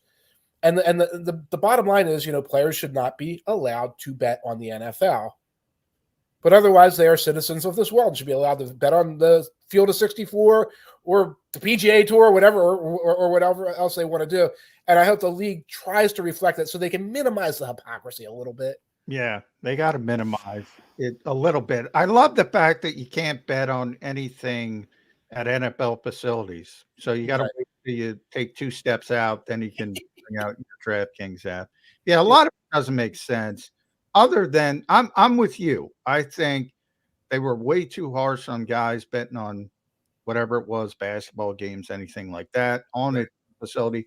I think there needs to be more education, because I talked to a lot of people with this, and they're like, all right, these are the rules, but it's not like they're emphasized. So at the point where you got to have some personal responsibility, but we're talking about young people with a lot of money. We emphasize it a little bit, other than you get them in training camp and say, oh, you can't do this, and expect them to back. Right. And you can put like a warning system in place. We saw you do this. This is a warning. Yes, exactly. See, I come from a teaching background, and when you're a school you're an teacher, educator. Yes, I'm an educator. Like, okay, hey, I have my prep period between classes. I know I can't go on a school computer and put bets down. Like, that's inappropriate workplace behavior. For somebody who's supposed to be in leadership. And in a lot of regular workplaces, if your boss catches you gambling during your free time, like, what are you doing? You're not supposed to be doing this. You can get in trouble. I don't know if a 21, 22-year-old recognizes that would be the culture, or if that's the culture anymore. So if they're sitting around after they've gotten off the weight bench and things like that, and they got their app out and it's basketball season, and like, oh, I'm going to place a bet on the Warriors, they might not spot that right away. And again, well, you were handed the handbook of rules. Well, yeah, who reads the handbook? Yeah, it's with my laptop. I don't know where it is. I'm going to play Jerko here because I do it quite naturally. What is the age where you are no longer given slack as to, you should know not to bet at 24, but at 23, hey, still a young. I missed that memo. Right. Where do you draw that line, Mike Tanier, that you go from being just out of college, too wet behind the ears, you give them too much to think about, you're asking too much to, all right, you're actually an adult now, and we're going to give you a warning. You got to be Mike. You got to be Mike Zimmer's age. Then you should know. Then you should know. Maybe it should be like half your age plus 7. Like who you can date without it being creepy. It's half your age plus 7. Once you reach half your age plus 7, you should know all of these things. Although for us, that's getting up into the 30s. That would be a complete NFL veteran at this point. That's why like a warning system does make sense. It's not about how old you are. It's like you get one telling. You get one, you were told. Okay, did you hear that? Yes, boss. And then if you do it the second time, then you didn't violate the league policy. You disobeyed your boss directly, and that's always. Yeah, I think we all know. I'm still not mature, so everybody matures at a different rate, and there are people. But I think with the younger generation, they grew up differently than we did, and they probably need a little bit more. And Mike knows as a teacher, you got to emphasize things a little bit more. In the cell phone generation, short attention spans, blah, blah, blah. But I'm with Mike. I think that's common sense. You get a warning. You get the book of rules that nobody reads. It's like the Apple agreement when you update your iPhone. Nobody reads it. And then if you do something wrong, I think it's common sense to say, hey, you can't do this. Right. And then if they do it again, then I'm okay. Now, the one exception, NFL games, they got to know. You're an NFL player. You can't bet on NFL games. Right. There's a level of common sense that kicks in.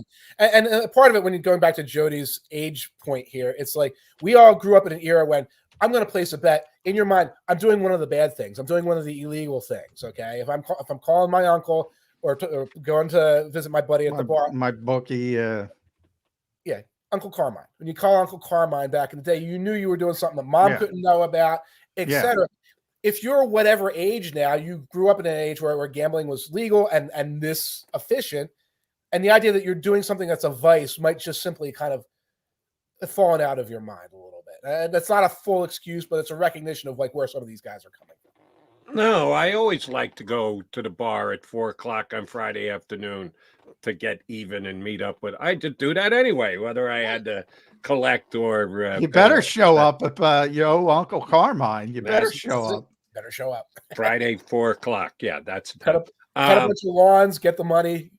I need your opinion on this since we've asked everybody else who's come on, and no, you've got no better grasp than anyone else. I'm just asking you to make a guess for us here. Mm-hmm.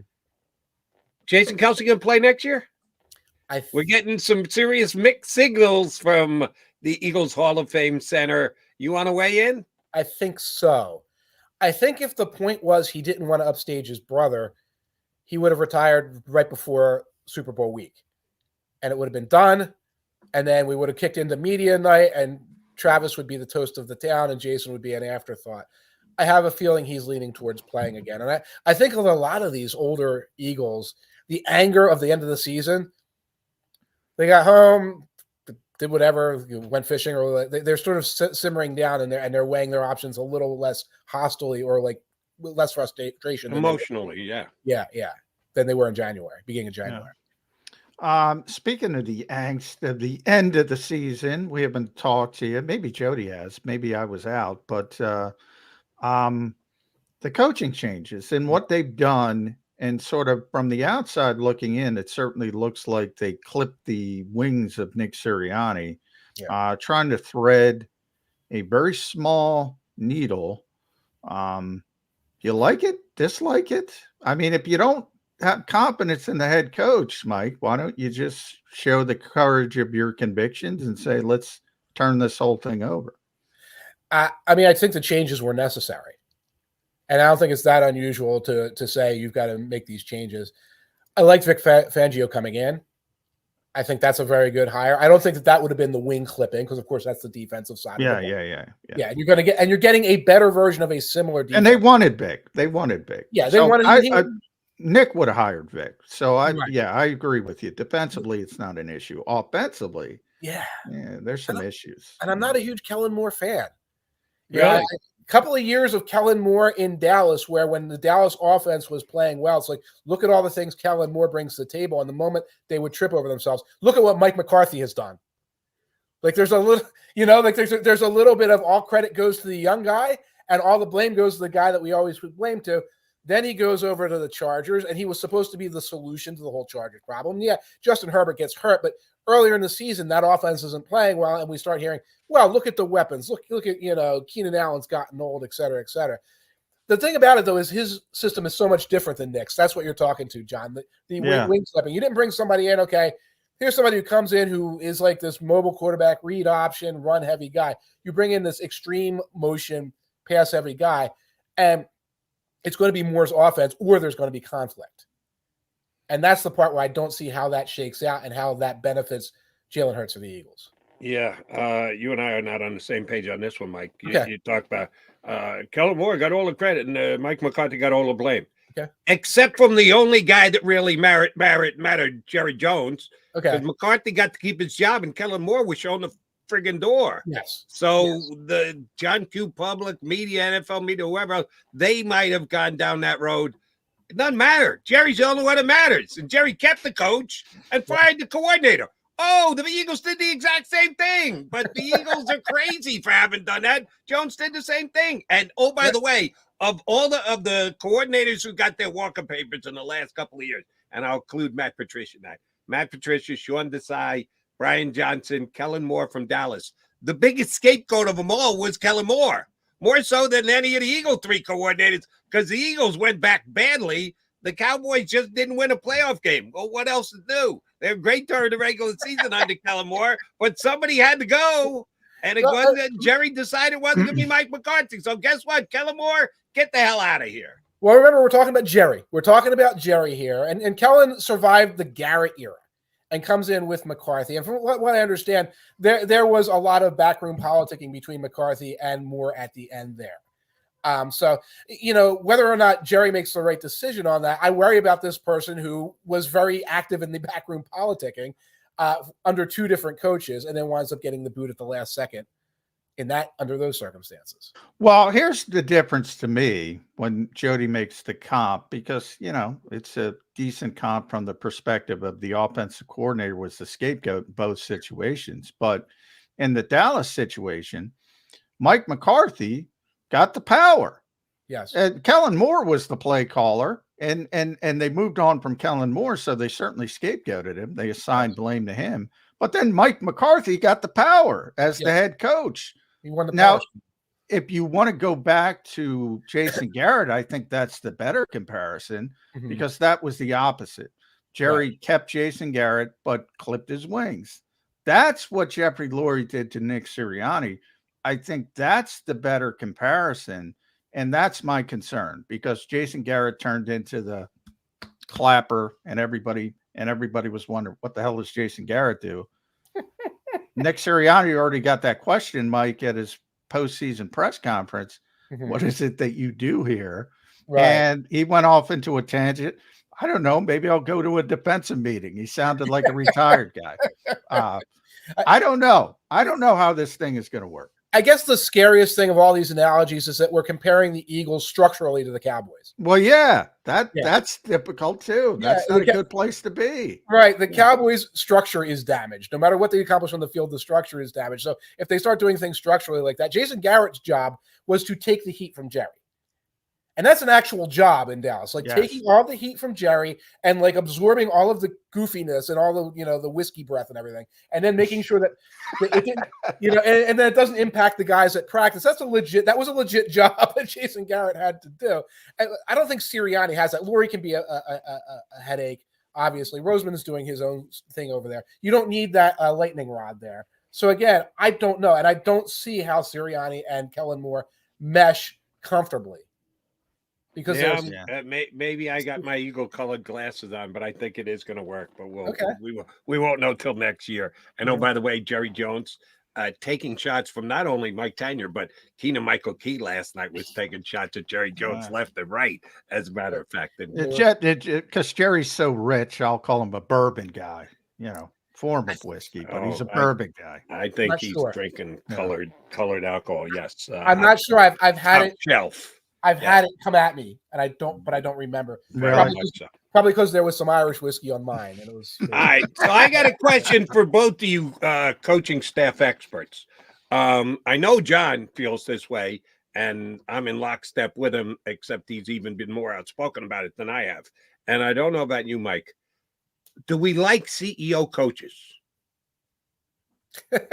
I mean, if you're listening and not watching, I'm doing the who is the CEO? Harbaugh, John Harbaugh. Dan Campbell. Dan Campbell's a very good CEO coach, right?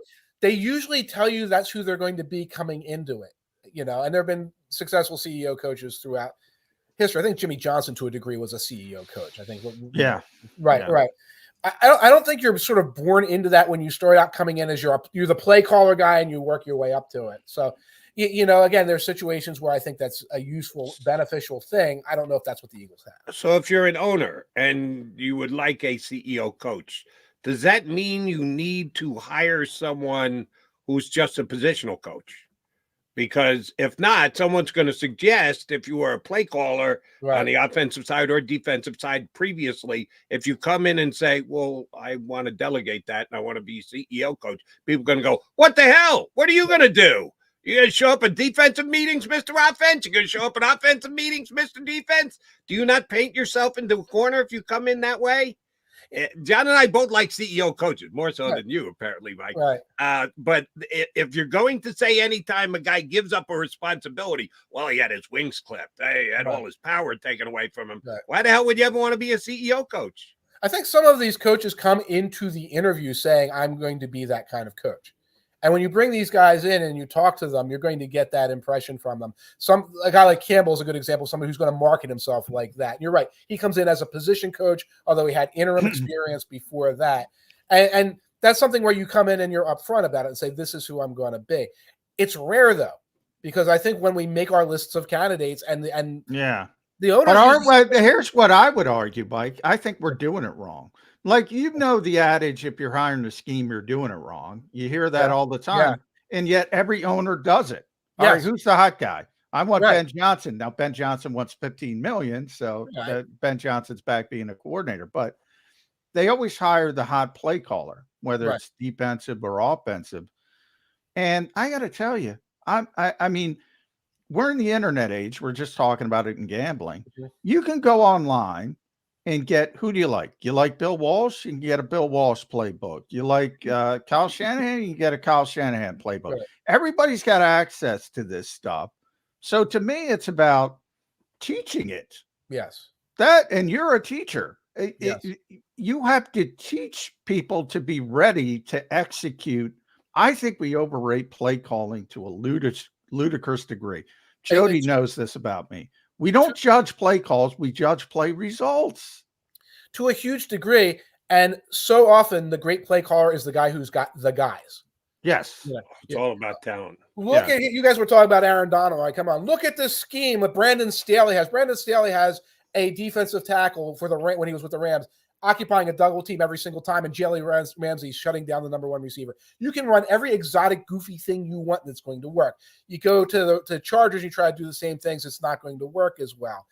It is about installation, teaching, player management, development of guys on the bench so that when the guy comes off the bench, he knows his role, which is something Andy Reid's assistants have always stressed for years, that the 53rd guy comes in, knows his role, and has been like trained into that role.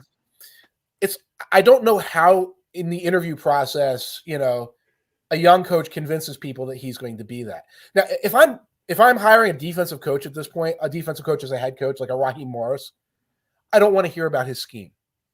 I don't want to hear about 3-4, 4-3, whatever. You're probably on the rise because you had Aaron Donald. Are you going to be this leadership person? Then you get your play caller, then you get your defensive guy who try to match the scheme. I would expect those guys to be more of the CEO type coach. So, that's one way I would look at it from that standpoint. Yeah. Well, I remember when Sean McVay first got the Rams job. If you remember the early years that you had Wade Phillips, and if you remember, Mike, when the defense was on the field, he'd be sitting with Jared Goff. He wouldn't even pay attention to the game, which I thought was, two things. I thought it was, I liked the fact that he didn't care. He's like, I'm the offensive coach. Wade's handling the defense.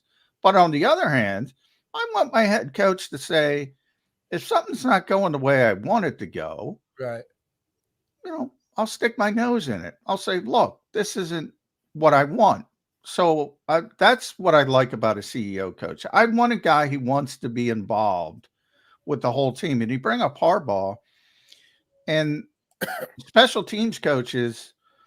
I think a lot of people don't realize they're the only other coach that works with everybody. Exception of the quarterback. And they never look at special teams guys, even with the success of Harbaugh. I think people are getting it wrong in this league. Maybe that's hubris for me, but man, they all interview the same 6 guys. You got a group of 6 hot candidates. Right. Every team interviews the same stinking guys. Right. And then the chairs fall, the music stops, and so-and-so's in this spot. At least this one was a little unusual in that the Raiders do promote Antonio Pierce. And he's a little bit of a blank slate to me, but he's coming in. I was an interim for a while. I was just a defensive assistant, and now I'm this. I don't know how that's going to go for them, but at least it's a different process. I think the Patriots, the Patriots are promoting Mayo, and he's going to be another Belichick. It's different. It's not them going out there and saying, who's our next savior. The process seemed to be a little bit different this year. And the other thing about the CEO coaches, it's going to be behind the scenes most of the time. I don't know. I'm guessing Sean McVay on Monday morning took Wade Phillips aside and said, hey, this worked. This didn't work. Are we sure about this? I am still your boss. I want this, this, and this. He had the sort of courage early on in his career to say, look, this is my sergeant, and he is completely in charge of what's happening right now, and I'm not going to make a show of it on the sidelines. Some of this stuff it's hard to see. I go back to Chip Kelly, and some of the stuff Chip Kelly did wrong was wrong. But some of the things he was doing in terms of teaching and installation, when he shortened meetings, from like whatever they were 2 hours down to about 45-minute meeting, and then we'll do another thing on the field later. That's good pedagogy. That's good teaching. Yeah. No, I agree. There's a lot of stuff Chip did that was good. I just think Chip didn't have a filter, and he didn't recognize the bad stuff. But a lot of good stuff that people use. He was the first to bring it to the NFL. Right. Oh, by the way, on the Patriots, Mike, can touch on the Patriots. I don't know if you saw the Roger Goodell State of the Union on Monday, which he didn't always do it on Monday. Get it the hell out of the way. Keep it under by invitation only. Yeah. People should flying in. Bunch of things that I was annoyed about by that. But one thing that he absolutely got right.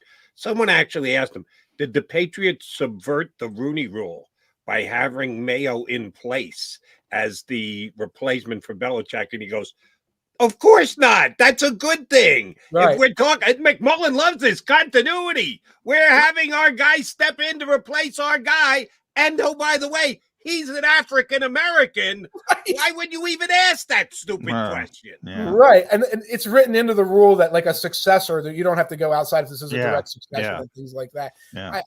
It's by invitation only. You think they'd invite people who are like on top of something. People who would, you're right. Yeah. If you're in that spot, maybe they should be a little bit more harsh with giving out the invitations, because you should have a better education on what you're asking. Right. For the fact of, let's talk about the game though, Mike. There's a big game. Yes. Even though people here get upset when we're not talking Eagles, we got to talk about the Chiefs and the 49ers. I got to tell you, Mike, I'm surprised. The 49ers are technically favorite. Yeah. I don't know how, because everybody I know is picking the Chiefs. Yeah. I think the Niners have the better roster from top to bottom. Obviously, you have Andy Reid, Patrick Mahomes. I would add in Harrison Butker over Jake Moody. That's big as well if it's a close game. Are you in the all-in Chiefs category? I'm leaning Chiefs. I'm not all in on the Chiefs. If you look at the breadth of the season, the 49ers were the better team for the breadth of the season. When you're looking at the Chiefs, particularly like around Christmas when they're losing to the Raiders and the weeks before that when the guys are dropping passes, the 49ers are a better team. If you look at, I guess it was week 17, which was the week that the 49ers got beaten bad by the Ravens. If you look from week 17 through the playoffs, the Chiefs are a better team. And it looks like the Chiefs have figured things out along the way. They're not getting the ball to Kadarius Toney anymore. They're minimizing these other guys. Rashee Rice has taken on a bigger role. Isaiah Pacheco has taken on a bigger role. They figured some things out defensively. And of course, there's the Mahomes-Jordan factor in the playoffs. The 49ers have tailed off, but I can't identify why. And that's why I can't be a big believer in saying, well, I look at the 49ers and how they lost to the Ravens and how they had so much trouble with the Packers and they had so much trouble with the Lions, and this team has tailed off. There's no injury that explains that. You can say it's tougher competition, and I think that's to a degree. So I look at the 49ers maybe right now as neck and neck with the Chiefs, and under those circumstances, then I'm stuck going to the intangibles and the Andy Reid in the big game and the Spagnuolo in a big game, and of course Mahomes in a big game, and saying that's the edge that makes me lean Chiefs. Now, I might be putting the cart before the horse here because I'm picking the 49ers. All right. Some people are saying, ooh, the 49ers fell behind, had to rally to beat the Packers, had to rally beat the Lions. That's glass half empty stuff. Okay, I'll look at it as glass half full. They rallied to beat the Rams. They rallied down 17 to beat the Lions and get up by 27 unanswered points.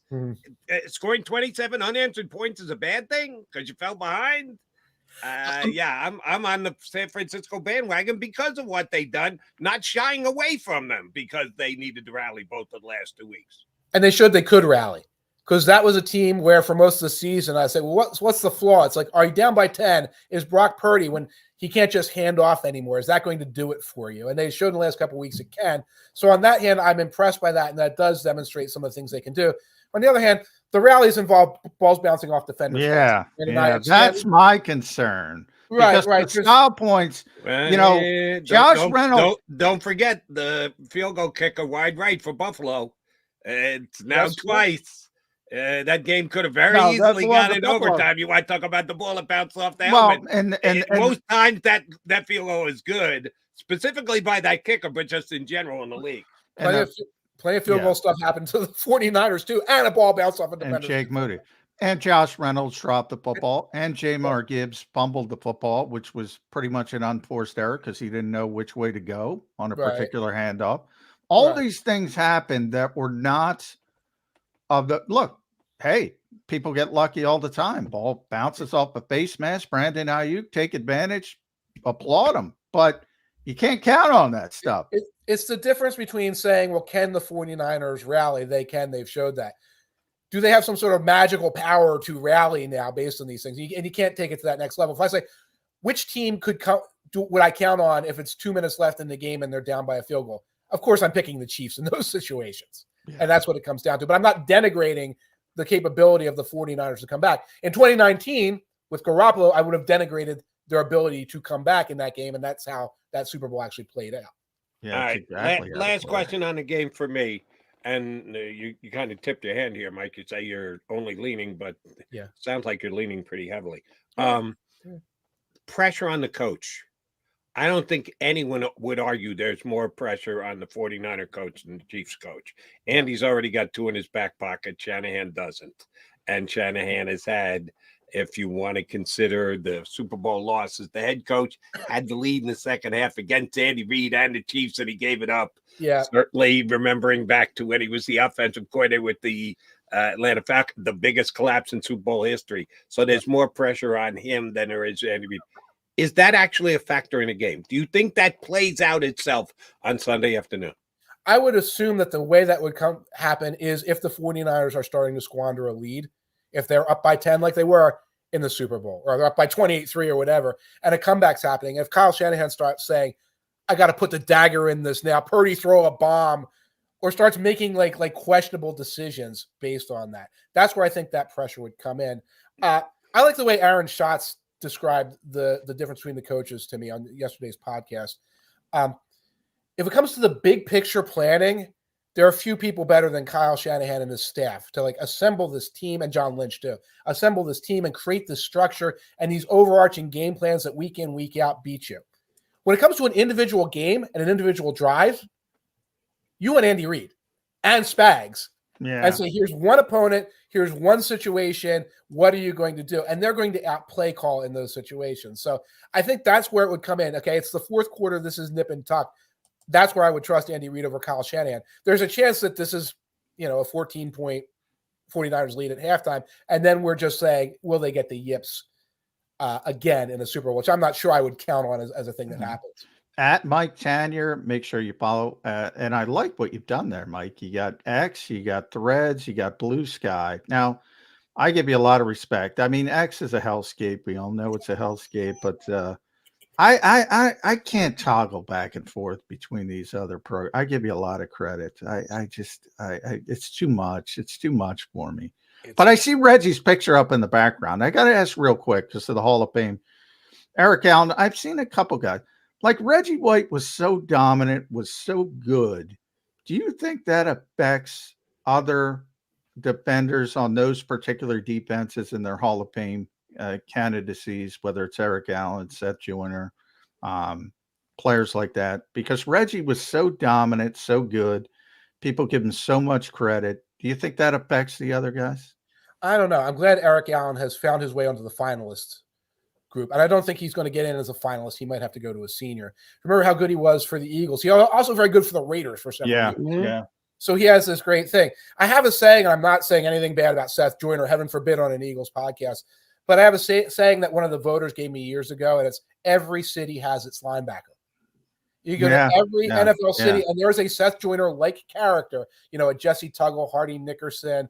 I'm drawing a blank, Nobis for the Tommy Nobis, yeah. D. Orlando Ledbetter, our buddy, talks about Tommy Nobis all the time. Yeah. Yes. So like if you start and Gratishar for who just got in. Who got in.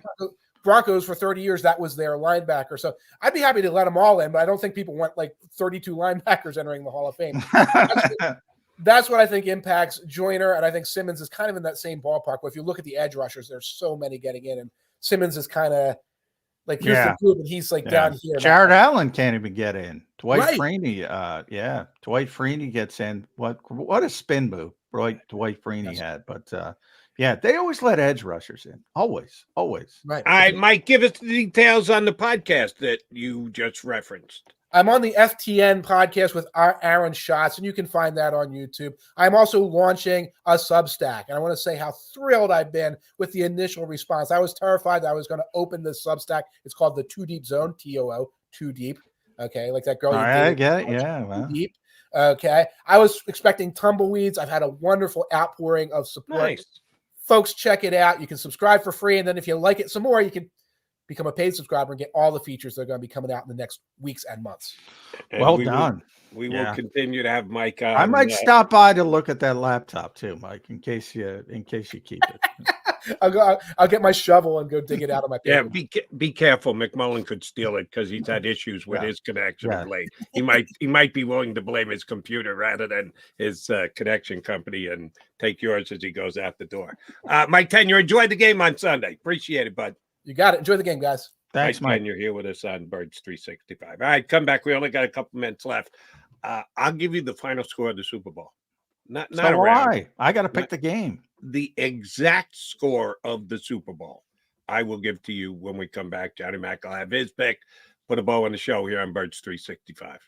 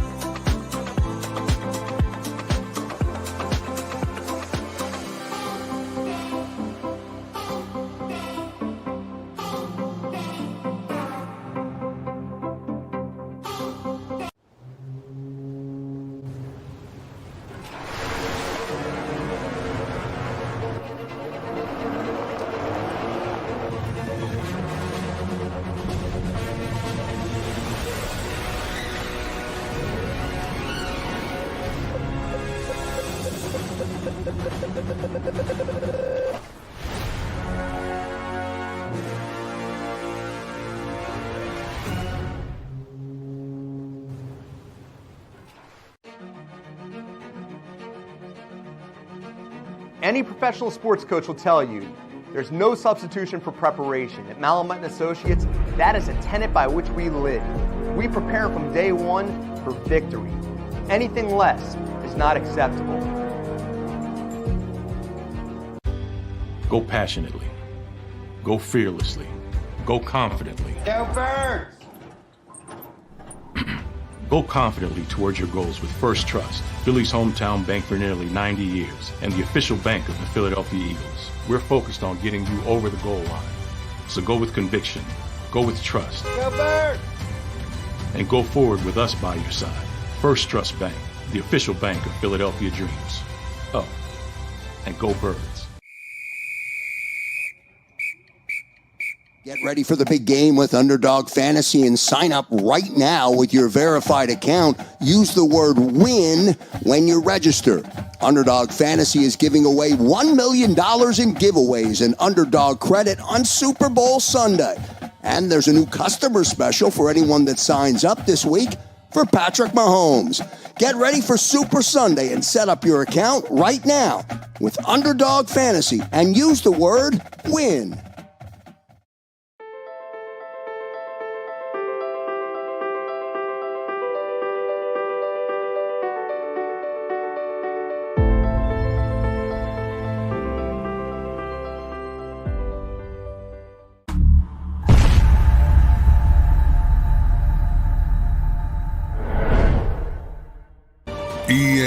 EAGLES, Eagles.